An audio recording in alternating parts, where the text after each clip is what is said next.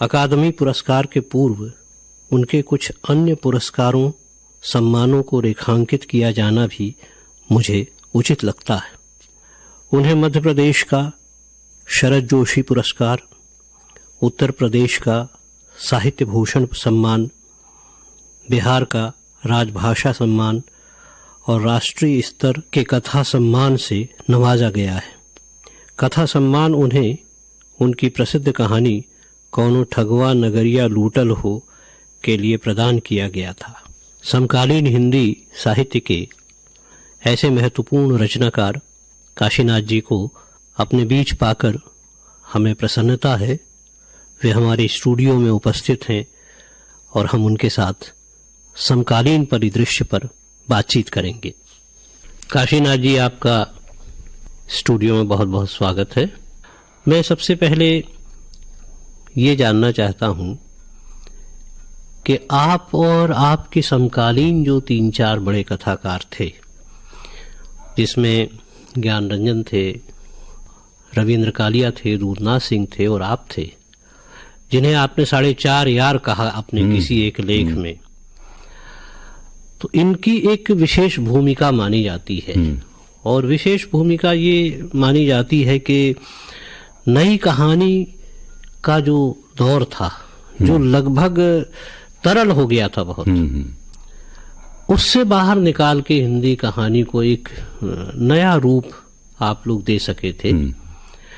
तो जरा मैं ये जानना चाहूंगा कि उस दौर में आप क्या मानते हैं कि आप और आपके साथियों ने वो कौन सा नयापन था जो हिंदी कहानी को आप लोगों ने दिया? रमाकांत जी, एक तो हमें लगता है कि देश आजाद हुआ था जी, लोगों की आंखों में आजादी के सपने थे, दिल में चाहत थी, आकांक्षाएं थी, आशाएं थी, उम्मीदें थी। ये आशाएं, आकांक्षाएं, उम्मीदें, सपने नई कहानीकारों की कहानियों में कहीं न कहीं दिखाई पड़ते हैं। जो ये कहानियां लिख रहे थे उनमें ये चीजें नजर आती हैं। हम लोगों का लेखन शुरू हुआ था तो वस्तुतः मोह भंग से। जो आजादी के सपने थे उन सपनों के टूटने से हमें अपने घर में, परिवार में रिश्तों के टूटने के क्षण दिखाई पड़े, संबंध बिखरते हुए से लगे। एक मोहभंग भारतीय जनमानस में पैदा हो गया था, क्योंकि ध्यान में रखें यह वह दौर था जब भारत चीन युद्ध हुआ था और हम बुरी तरह पराजित हुए थे। कई हताशा। हमारा नायक, जो सबसे बड़ा नायक था उस जमाने का, पंडित जवाहरलाल नेहरू, वह अकेला पड़ गया था। उस युद्ध के बाद फिर तो स्वर्गीय भी हो गए वो। हिंदी आलोचना में मोहभंग का काल ही कहा जाता है। हाँ, वह काल ही था। इसी मोहभंग की चेतना के साथ हमारा लेखन शुरू हुआ था, जहां हमने आसपास के पूरे वातावरण को, जैसे पिता कहानी किसी ने लिखी, किसी ने रक्तपात कहानी लिखी अपने पिता पर, अपनी मां के संबंधों पर, 9 साल की छोटी पत्नी रविंद्र कालिया की कहानी है। मैंने उन्हीं दिनों आखिरी रात कहानी लिखी थी, सुख कहानी लिखी थी, जो नई कहानियों से भिन्न भाषा में, अपने थीम में, अपनी संवेदनाओं में ये कहानियां थीं और पाठकों को लग रहा था कि ये एक नई पीढ़ी आ रही है जो पहले वालों से भिन्न है, क्योंकि पहले वाले चुक गए हैं एक तरह से। अच्छा, आपकी कुछ रचनाओं पर तो मैं बातचीत करूंगा अभी, लेकिन उसके पहले एक छोटा सा सवाल मेरे मन में आ रहा है कि उस दौर के जो 4 बड़े रचनाकार थे, हालांकि मैं ऐसा मानता हूं कि और बहुत से रचनाकार थे जो हाशिए पे चले गए। आप लोगों की चमक इतनी ज्यादा थी कि कई महत्वपूर्ण लेखक हाशिए पर चले गए। तो ये जो 4 लेखक थे, उनमें से अब केवल 2 लेखक लिख रहे हैं, आप और दूधनाथ सिंह, दोनों की रचनाएं, ताजी रचनाएं तक अभी हम लोगों ने पढ़ी हैं। तो ऐसा आपको क्या लगता है कि कुछ अन्य लोगों में और आप में ऐसी कौन सी बात रही होगी कि आपकी रचना धर्मिता शेष है? अभी लग रहा है कि अभी और आप लिखेंगे। बात सही कर रहे हैं आप। एक तो ज्ञान रंजन ने तो 70-72 के आसपास से लिखना बंद कर दिया। उन्होंने तो बंद कर दिया था। कालिया उसके बाद भी लिखते रहे, लेकिन उनके लेखन का स्वर उतना प्रभावशाली नहीं रह गया। उनके साथ ये हुआ। दूधनाथ के साथ आप देखें कि एक चीज कि कहानियां तो दूधनाथ लिख रहे हैं, लेकिन उनकी कहानियों में वह बात नहीं है जो पहले की कहानी में था। यानी माई का शोक गीत में जिस तरह की बातें दिखाई पड़ती उनकी कहानियों में, इस समय की कहानियों में नहीं दिखाई पड़ती। ध्यान आकृष्ट नहीं कर पाती, नोटिस नहीं ली जा रही है। और शायद इसे दूधनाथ महसूस करते हैं, इसीलिए रचनावली के संपादन की तरफ शमशेर, भुवनेश्वर और बहुत से नए लेखकों या दूसरे इस तरफ ध्यान ज्यादा दे रहे हैं। वो फिक्शन की तरफ आज भी मेरा ध्यान है बना हुआ, क्योंकि 2002 में काशी का 80 प्रकाशित हुआ जी। 2008 में रेहन पर रघु आया और 2012 में महुआ चरित प्रकाश में आया।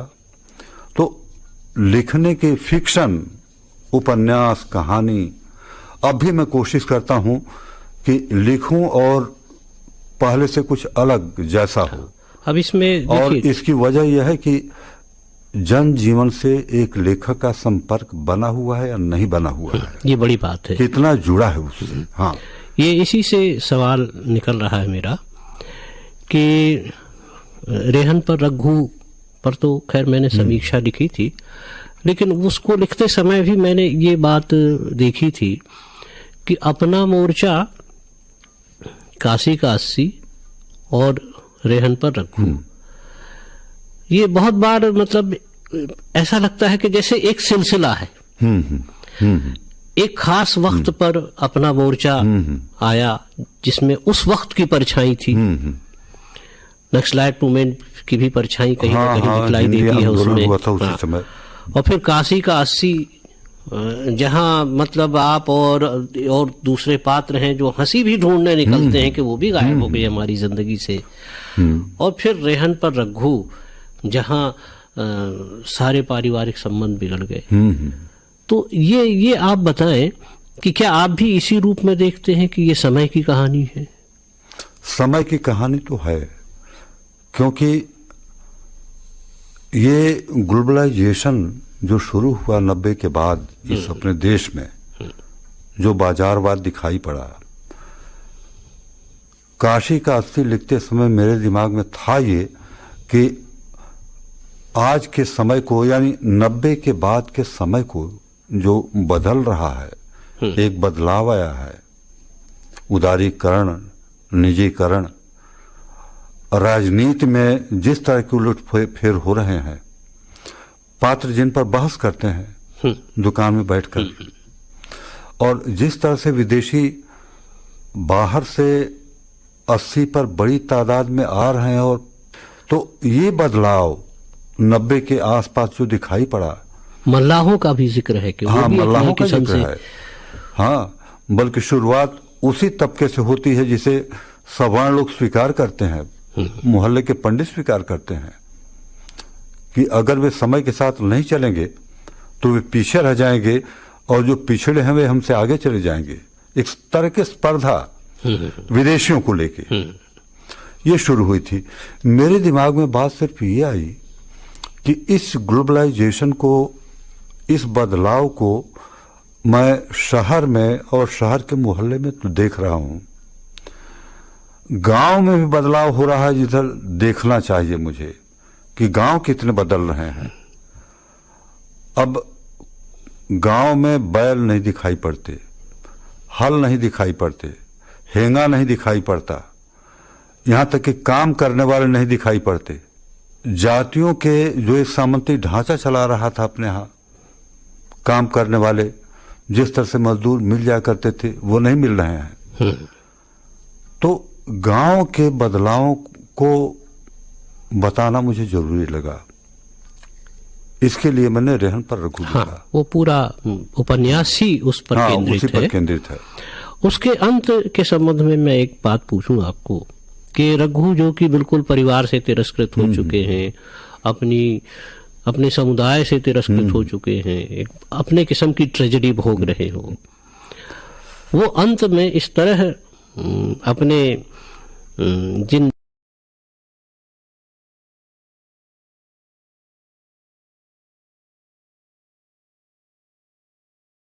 ये जो एक चित्र बनता है, ये चित्र बनाने में आपके मन में कैसे ये विचार पैदा हुआ कि यहाँ अंत हो जाना चाहिए? मेरे दिमाग में एक बात ये आई थी कि जाते तो हैं वे अपहर्ताओं के साथ, जिन्होंने उनका बल्कि अपहरण के लिए तो दूसरे उद्देश्य से अपहरण के लिए आए हुए थे। उसमें उन्होंने कहा कि उससे ज्यादा पैसा तो मैं, अगर तुम ले चलो तो मैं देने के लिए तैयार हूं। और हमारे बच्चे अमेरिका में है, नोएडा में है, बेटी कमा रही है, मिर्जापुर में है, तो कहीं न कहीं वो दे देंगे, अपने बाप को छुड़ाएंगे। वस्तुतः उनके दिमाग में ये बात आई थी कि इसी बहाने जरा इम्तिहान लिया जाए बच्चों को और देखा जाए कि उनका प्यार अपने बाप के लिए बचा है कि नहीं बचा है। अच्छा, कहीं कहीं ऐसा भी लगता है कि शायद नहीं कोई छुड़ाएगा। हाँ, ये लगता है कि शायद कोई नहीं आएगा छुड़ाने के लिए। हाँ, ना अमेरिका से वो आएगा पैसा देगा, न नोएडा से दूसरा बेटा देगा, न बेटी आएगी। इसीलिए वे कहते हैं कि अगर जब अपहर्ता उन्हें ले जाने से इनकार करते हैं तो कहते हैं कि चिंता मत करो, अगर वो नहीं छुड़ाने आते हैं तो मेरे पास अभी इतना है कि मैं इतना दे के छुड़ा लूंगा अपने को। तो एक निश्चिंता के साथ हो जाते हैं। अब थोड़ी सी बात हम संस्मरण साहित्य की करना चाहेंगे कि हिंदी का जो मौजूदा समकालीन परिदृश्य है साहित्य का, उसमें संस्मरण विधा बहुत ही महत्वपूर्ण हो गई है और उसको पुनर्जीवित करने में ऐसा सभी कोई मानते हैं कि काशीनाथ एक महत्वपूर्ण नाम है। तो आपने जब संस्मरण लिखना शुरू किया तो क्या आपके मन में कुछ ऐसा था कि कहानी विधा से हट के संस्मरण लिखना क्यों जरूरी लगा आपको, जबकि वो कहानी जैसा ही है? यानी मैंने एक बार आपसे पूछा था कि देख तमाशा लकड़ी का, इसको यदि आप जैसे के तैसे पात्र ना रख कर एक कहानी का रूप दे देते तो वो लाजवाब होती। तो संस्मरण का रूप लगातार क्यों देते गए आप, जबकि वो लगभग कहानियां हैं? ऐसा है कि मैं कहानीकार के ही रूप में जाना जा रहा था उन दिनों, और कहानियां मैंने लिखी थी, छवि मेरी वही थी। तो एक तो लगा कि 20 साल से 24 साल से कहानियां, हाँ, यानी लिखते लिखते खूब मैंने ऊब महसूस की थी। फिर करें क्या, मेरे दिमाग में सवाल उठा। और तब मैंने देखा कि जो उर्दू के लेखक हैं उन्होंने एक दूसरे के बारे में लिखा है, और बेलौस लिखा है उन्होंने।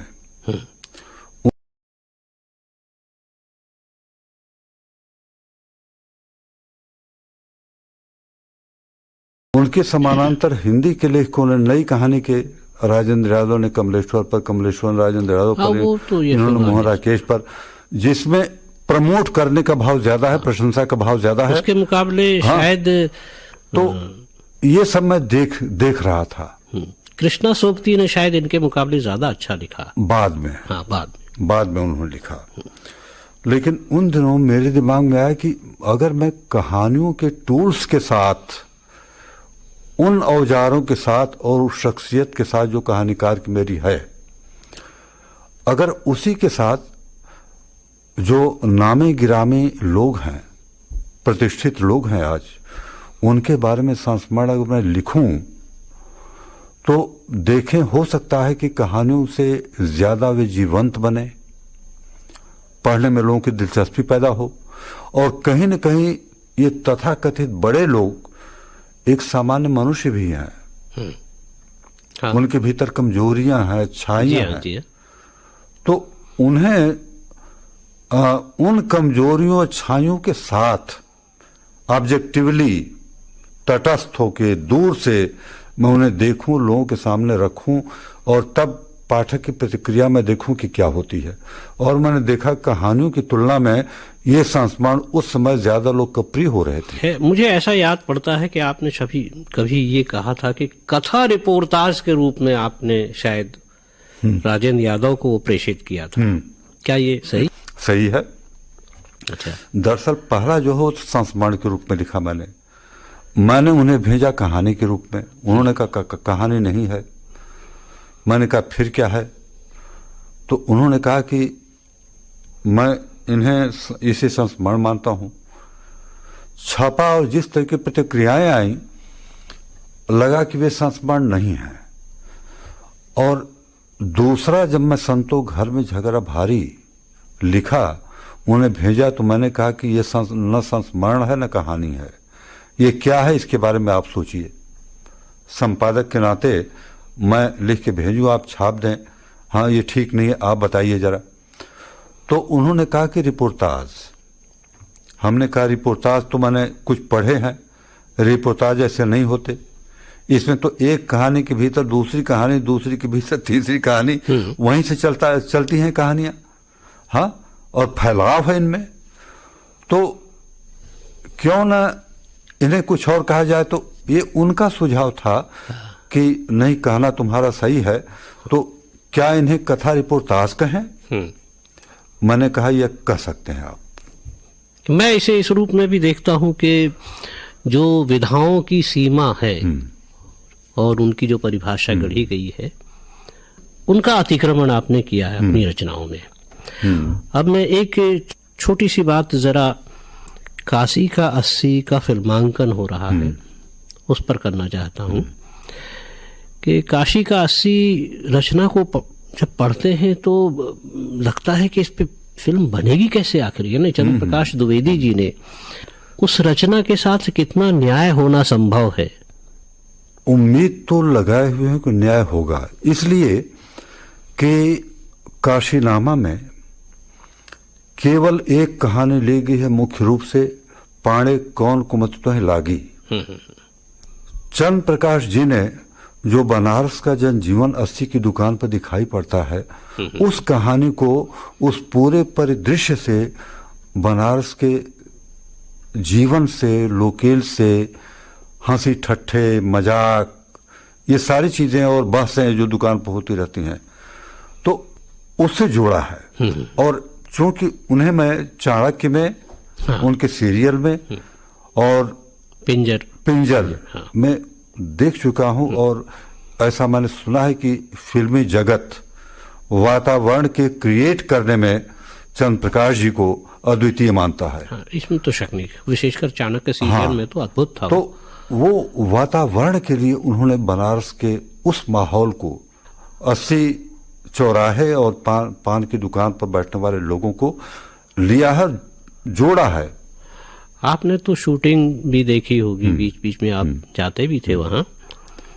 सन्नी देओल की बिल्कुल एक अलग इमेज है, बिल्कुल चीखने चिल्लाने वाले नायक की, ढुसम ढुसम करने की, और उसमें शायद वो पाड़े के पात्र में, हाँ, पाड़े के रोल में है। तो आपने शूटिंग भी देखी होगी, और अदरवाइज भी आपको कैसा लगता है कि ये कितना, मतलब उसमें जमते कितना है ये?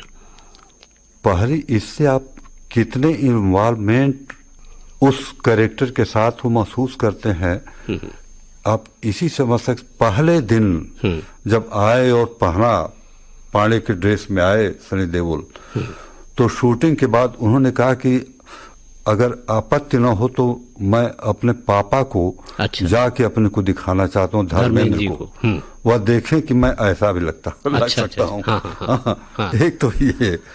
अच्छा, दूसरे, पंजाबी होने के कारण, क्योंकि संस्कृत के अध्यापक बने हैं वो, हाँ हाँ, उच्चारण में गड़बड़ियां होती थी उनसे, ये मैंने देखा। लेकिन 15 टेक, 17 टेक, 25 टेक बराबर कोशिश करते थे वो, और अंत में सफलता हासिल कर। अच्छा, ये जिज्ञासा है कि फिर धर्मेंद्र ने क्या कहा, यानी उनके पिता के पास वो गए तो कोई प्रतिक्रिया? खुश हुए, हाँ, बड़े प्रसन्न हुए। और वे कहीं न कहीं सनी देओल भी चाहते थे कि उनकी छवि बदले। अच्छा, वो घूसेबाज वाली न रह जाए, मारपीट करने वाली न रह जाए, अपने को बदलें वो। ये चाहत उनकी भी थी, इसीलिए इस रोल को स्वीकार किया उन्होंने। अच्छा, और चंद्र प्रकाश जी से कह के कि यह रोल मैं करना चाहता हूं। और ये तो हम मान के ही चलते हैं कि आपका लेखन तो अभी एकदम कहिए कि शिखर पर है और आपकी लेखनी चल रही है। मंगल कामना है, हमारी शुभकामनाएं हैं कि आप लिखते रहें और हम लोग पढ़ते रहें लगातार आपको। ये एक बड़ी खुशी की बात है।